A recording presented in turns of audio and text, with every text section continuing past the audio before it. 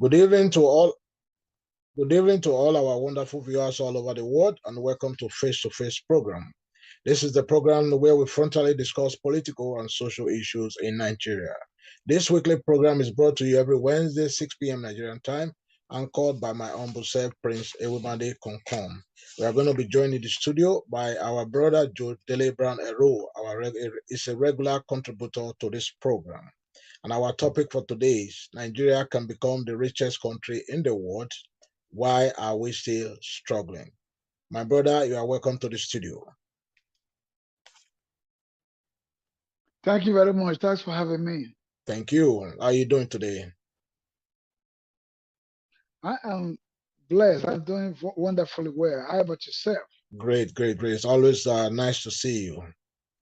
Always nice to see you. And we want to personally appreciate you for being there for us and always joining us whenever we require your attention to discuss about issues affecting our great country, Nigeria. I thank you for that, sir. It is my pleasure. My pleasure. Why are we struggling as a people? We have what it takes to be the greatest nation on earth. We are so blessed. We have over 41 mineral resources from the nook and cranny of Nigeria. Why are we struggling as a people?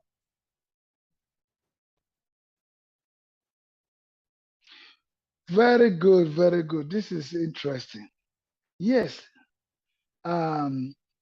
we are struggling. We continue to struggle until we realize that if you do not do the right thing, the wrong thing will take over. I repeat that again. If you do not do the right thing, the wrong things will take over. Why is that? Now, Nigeria have all the minerals, like you said, the resources, everything is there. Until we decide to do away with greed and corruption, we are going to remain where we are. Sometimes even worse. That's a warning. Until we decide to do away with greed and corruption, we are going to remain where we are. How in the world is such a rich nation, the richest, the most populous black nation in the world, suffering, still struggling, and be regarded as a third world nation, underdeveloped nation? It is a shame. It is a shame. If the Western world, they have the opportunity of having what we have, I guess the sky would have been their limit. We have everything that we take us there, but because of our greed and corruption that has eaten so deep into us, that's why we are struggling. That's why we cannot move forward. Rather, we are moving backward. I have never seen people who derive pleasure, our people derive pleasure from seeing others suffering. The resources of that nation is in the hands of a privileged few. The resources of Nigeria is in the hands of a privileged few. And a time is coming. That time is coming near. Revolution that we think is impossible in Nigeria is going to be very, very much inevitable. Revolution that we think is impossible in Nigeria is coming close, is closing in by the day. Because all these people, heartless people, greedy people that have taken corruption as their main way of livelihood, we are coming. The people, the youth, they are waking up, they are coming after you. So you need to, if you are one of those responsible for this ill that has eaten so deep into this nation called Nigeria, if you are one of those, you better quit now. Your time is very, very, very near. You better quit. It's either you quit or you will be removed. This is not a violent threat at all. It is for you to wake up and renounce your greedy nature and corruption. Live and let the people live. Live and let live. Why not? Why can't you do that? The resources is for everybody. It's the patrimony of the people. It does not belong to you alone. It does not belong to you alone. It is time for you to quit. Leave it Thank you. alone. Live and let others live. People are suffering. People are hungry because of you. Because of you. You know who I'm talking about. If you know you are one of those, you are the one I'm talking about. Thank you. Thank you so much, my brother. I can see the frustration. I can see the frustration and I can hear it from your voice, the passion for your love, for your country, Nigeria. We're all passionate. We are very passionate about Nigeria. That is why we do what we do today. We are very passionate about the country. We want to see the country moving forward. Nigeria is supposed to be one of the few nation that will be the capital where other country will seek for loan, not the other way around. Nigeria government goes to India, Brazil, China to seek for loan when they are supposed to come to Nigeria to seek for loan, for foreign assistance. We are so blessed that, we are even unable to tap into the blessings of God upon that land, Nigeria. We are blessed. There's no country on the face of this planet that has 41 mineral resources that they can harness to be the superpower of the world. There's no country except Nigeria. Nigeria is so blessed. We are still struggling in the midst of plenty because of few, less than 10,000 person. Less than 10,000 people are the one holding Nigerians hostages up to today. Less than 10,000 of them. Just look at them.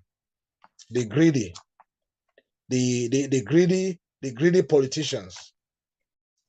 They are so self-centered that they only think about themselves and their family. They don't think about the poor masses. We are so blessed, but still, we are still looking for. We are looking, as we speak, they are looking for a loan to augment next year budget. Can you imagine? A nation that is so blessed. As we speak, private jets are lifting gold from this desert of Zamfara all the way to other countries. That is Nigeria's wealth. People bunkering is going on in Nigeria as we speak. People are exporting our oil illegally through illegal means to other countries. We have butane, we have copper, we have cocoa, we have so many things that we can make money from. We have cotton, cocoa, Zamfara, and Taraba. Aba would have been the little Guangzhou of Africa if our leaders knew exactly what they were doing. How do we address this issue, my brother? Unemployment Very good. everywhere. Very good. Kidnapping everywhere. Banditry everywhere. How do we address these issues? All right. It is common sense. We need leadership that has, first of all, that have the people at heart. Leadership from the bottom up or from up to the bottom. We have three tiers of government in Nigeria. We have the federal government, the state government, and the local government. People are heading these government institutions, right? So basically, if anyone that does not have the people at heart is not even qualified, first of all, to become a leader. It's not qualified. Somebody that does not have the people at heart is not qualified to be a chairman of council because that is the base. That's the fundamental of leadership, where the people can reach easily. They can reach out to the leaders easily. Then you go up to the state. Again, Anybody that does not have that passion and love for the people is not qualified to be elected as the governor. The same thing goes to the president. Now, the only way we can fix the issue, the only weapon that we have, which is very near, we have a general election coming. Although we may have missed part of it because I keep telling people that the election is actually decided during the primary election. Because when you look what happened during the primary election, uh, I can tell you that Nigerians are not happy. They are not satisfied with those who they nominated in the primaries. They're not happy. That is where the election actually takes place. When you nominate a competent person, no obvious, that is known that hey, this person is unqualified based on this and that, this and that. That is the person the party is going to present in the general election. And those everybody is going to go out and vote. That's how we got this General Buhari in power today. Because people think he was better, looking at the qualities, he was probably the better option. But if they had taken their time and, seek for a qualified person, there are a lot of people out there that are qualified, but they will not.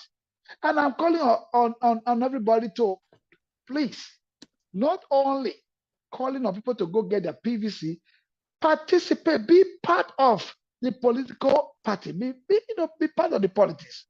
If you do not belong to a political party, you will not be there, or you will not be part of the decision making where they're going to choose, where they're going to, nominate who is going to represent your party. But going to vote that is general. That is your responsibility. That's your right, as a citizen to vote. But then again, if you do not participate, if you will allow non-netaries to thrive, that's what is going on here. So anyhow, we have missed that point now. We are going into the general election. Nigerians should open their eyes. Open your eyes. Think about it, where we are coming from and where we are going, where we're coming from and where we're heading. Think about it. Right now, Nigeria has always been dominated by incompetent people, incompetent leaders, unqualified leaders. Actually, we have been having most of the leaders are hoodlums, people who have no fear, there's no love. That's who we have been having. That's the reason why when they are looting the treasury, the patrimony of the people, they don't even look back because they don't care. So we need leaders that care about the people. The leaders that care about selfless leaders. That's who we are looking for this time around. So I am not asking you to vote for a particular person or anybody, but guess what? Open your eyes and see. Open your eyes and see, because we have choices now. Mostly we have most popular. We have three candidates, ahead of us. So it is up to us. It's up to us. Going to get PVC and then boldly going out there to vote for a candidate of your choice. That's one weapon that we will use in solving this problem that you're talking about. Because if we elect the right people into the right positions, of power, then we are not going to be experiencing all these issues of, ineptitude. No, we already see ahead of us that, XYZ, this is okay. Looking at the antecedents, whatever they have been, what they have been into, their performance, their previous performance. We know all that. They are on the table. They are on the domain. We can find that out, even if we're not there. Especially those of us in the diaspora. We need to go out there this time around and vote for the person that we believe that you believe that I believe will lead us to, things To the promised land. Progress in that country, not retrogression anymore. Not retrogression anymore. So, because all that has been leading us from, I would say, I don't want to take it back to 1960. Let's start from the Fourth Republic. From 1999, we have not enjoyed dividend of democracy. Democracy is supposed to be for the people enjoyment. That the people should enjoy their lives. Everybody cannot be rich at the same time, but at least let us have that average, that leverage of being able to live a good life. But we have not enjoyed that in Nigeria because of these few people, who have decided, that, oh, they will not care about what happened to their brother or their sister. When I say their brother or sister, they don't care about what happened to the ordinary citizen in Nigeria. As long as you have, elected them to get into that power, they believe that the sky is the limit. They don't care about you no more. You are just giving them that license of looting you, of giving you problems, of problems and problems. Now, let me tell you something. We have institutions that we inherited from our colonial masters. I can name a few to you right now. There was one institution that used to be in the old Midwestern region. They call WIFO. WIFO means it's a West African institution. That is oil, PAM research. Then from there, they moved there to NIFO. That means it's Nigeria, NIFO, yeah. Nigeria generally owns that institution. NIFO, it's Nigeria, research, oil research, or whatever they call it. Yeah, Institute of Now, Oil I Research, I am think. telling you today, I can tell you that you don't hear about all those institutions no more. They're not there anymore. They used to be booming. Why for? Yeah, sorry to cut in. For? The institution you are talking about now was the same place that Vietnam came in the 70s to pick palm kernel that they took back to their country and they planted it. Today, they are one of the major exporters of palm oil. Yeah, I just wanted to bring that in. Yeah. So it was supposed to be a research institute for West Africa, Nigeria. Now, do you hear about that institution no more anymore? I don't think so. We have had institutions like steel. I heard about a Jakarta Steel company. And there was one also in the north. All these institutions. We have cement factories. Many. They actually created job for Nigerians then. Absolutely, I was coming to that. See, when I know NIFO, when I was growing up, oh my God, people who work there, you can see some satisfaction in their faces because they are happy. They are happy. They are not hungry. They're not starving. The job is going on. Employment is, they employed a lot of people, thousands of workers.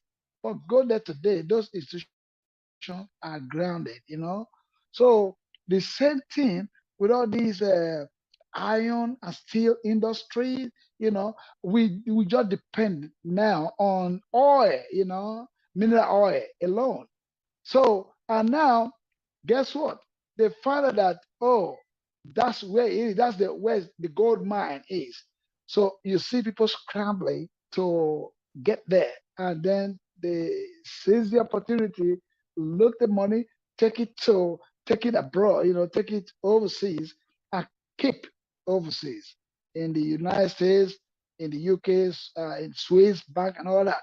I just can't.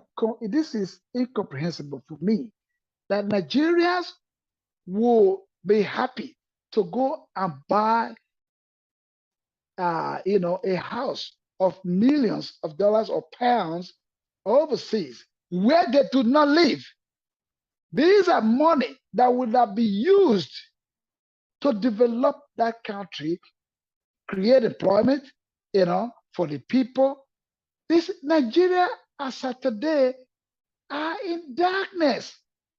Can't you, is that not mind-boggling that a nation, a wealthy nation such as Nigeria, do not have power? They're in darkness. Is that not a shame? And yet, people are happy to loot the money with impunity and take it overseas and keep out there where they do not live. Most of them even have mansions all over the place in Nigeria where their vehicles cannot even they can't even go there with pleasure. So it is just like, I don't understand it. Is it not stupidity? That's the way I look at it. You have a house, but you do not have a road that goes to that house. That's stupidity. The money that we would have used in constructing a road to your house, you take overseas and let them use it to develop their place because you don't think your place deserves development. That is such a shame, Thank to you. you Thank you, my people who are brother. involved in it. Thank you so much. Our topic for today is Nigeria can become the richest country in the world. Why are we still struggling? Nigerians, why are we still struggling? We are struggling because of bad leaders. We are struggling because of those we choose to represent us, but instead they are representing their own self and their family. They are representing their own pocket. They go there to do their own bidding, not the biddings of Nigeria. That is why, come 2023, we must look inward. We must look for credible leaders. We must look beyond the old cabals, those who have held us down as a people. We must look beyond those who are over 60 years of age. They have nothing to offer us. Because I remember vividly when I was young, more than 20 something years ago, or more than 30 years ago, I was told that we are the future leaders, so we are the leaders of tomorrow. I'm 50, over 50 years of age now. The younger generation were also told, the generation after me were told that they were the leaders of tomorrow. But the same people that sold those stories to us over 30 years ago, they are the same people still in charge of the affairs of Nigeria till today. But these same people, they were 25, 27, not more than 30 when they took over power, but they refused to let go of that power to the younger generation. Why is this so? Because we, the youth, or we, the younger generation, we gave them the opportunity to ride and roll over us. We gave them the opportunity. We didn't fight with them. We didn't want to wrestle power from them. That is why we are where we are today as a nation. We are not supposed to be struggling. We are so blessed as a nation. We are supposed to be compared to Bahrain, Qatar, Dubai. Look at Dubai. What do they have? They only have oil. But they were able to invest the money from the oil to turn Dubai to a tourist attraction center that everybody across the world, they wish to go to Dubai for a visit. That is how Nigeria is supposed to be. Dubai was nothing 20, 30 years ago. But today, look at Dubai. We had oil. We discovered oil before Dubai. We have sold millions of barrels of oil, but today we have nothing. We can't even account for it. We are still seeking loan from China, from Brazil, from India, seeking loan to augment our national budget. It is a disgrace.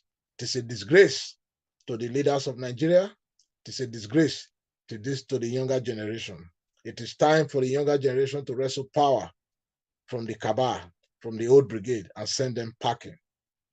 My brother, what is your final advice to Nigerians and the electorate? Okay. Remember this, when the righteous rule, the people rejoice.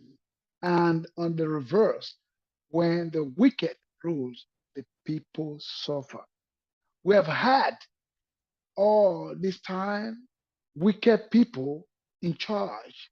And that's the reason, that's the cause of the suffering of our people. So therefore, we should take it as a challenge upon ourselves, especially the youth, like you said. I don't believe that age has anything to do with leadership. It all depends on, on your conscience. Man, the leaders, there are some youth also that have no conscience. I can tell you now. So I don't want to count on age when we talk about leadership. It is your conscience, your conscience. So now, we are heading to another election in 2023, general election. Like I said, part of it has been missed, but we still have the chance, we still have opportunity to make a good choice. Now, if you know that you are going on a wrong road, you keep going on a wrong road, you have traveled far on that wrong road, and then you are thinking that, oh well, I have been going on this wrong road, let me continue. Guess what? You are never going to get to the right way. What do? Turn back. Turn back. When you discover, no matter how far you have gone, you have traveled on that wrong road, you got to turn back, because the wrong road will continue to be wrong. So it is time for Nigeria, as a nation, to turn back from bad leadership, and then look inward and get somebody that we think can lead us to the right direction. Selfless, selfless leader. That's what we need. Leaders who will say, okay, well, yeah, I am not in there because of my own interest or that of my family. I am there for the interest of everybody. That's who we need. That's who we need. It is not those who will come and give us lip service and promise us, all kind of good stuff.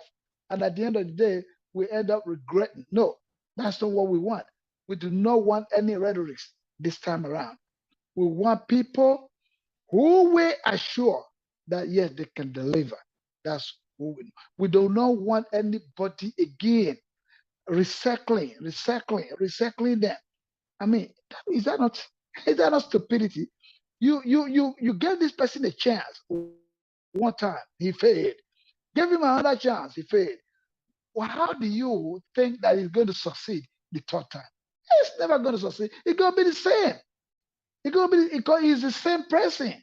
So it is Thank you. very logical and common sense can tell Th- you that that person Thank is you. not qualified. Thank you so We're tired much. of you. We don't want to deal with you anymore. Let's Thank you. let's look for a fresh blood. Thank you Thank you. so much. We have almost come to the end of today's segment. However, I would like to make a quick correction on the issue of age.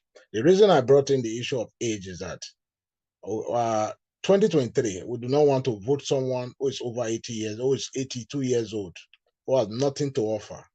We do not want to vote somebody who is 78 years old. He has nothing to offer. He has been there before. I'm going to give you an example. I'm going to cite an example. Look at President Biden of the United States. The same Democrat who voted him into power just less than a year ago, they are complaining already because his age is telling on him, his inability to do what they want. I read somewhere today that the Democrat 35% only approve his rating as of today, as of yesterday. Performance, yeah. He had his performance 35%. They are tired of him. Why? Because they think he's old. They need somebody with a fresh blood. They need a fresh blood. They need a younger person. They are even clamoring for Kamala Harris to take over from Joe Biden. So that's the reason I brought in the issue of age. So we should be electing people who is younger, capable to deliver dividends of democracy to Nigerians. Fellow Nigerians, we have come almost to the end of Not only today's being segment. young. Sorry about that. Sorry about that. Not only being young, not only being young and have that wisdom And the way, of leadership. true. It's Yeah, not just being young. You yeah. could be Thank young you. and lack, leadership quality. So Thank you. what does Thank it you. what difference does it make? So therefore, it could be a young person, but we need somebody with wisdom, Yeah, high wisdom that somebody can with lead us. wisdom and also young. At least if you are young, you can Yeah. connect with the younger generation. That is the whole idea. Fellow Nigerians, we have come to the end of today's segment. Nigeria need a leader that will turn Plateau and Taraba into processing hub for coffee and cotton. A leader that will turn Aba into mini Guangzhou in Africa. A leader that will turn Port Harcourt into exporting point. Someone that will move Nigeria from a consuming nation to a producing nation. This is the kind of leader we should be talking about come 2023. I thank you all, my wonderful audience. I'll see you next week, same time, same place. Until then, remain blessed. And thank you, my brother, for being in the program today.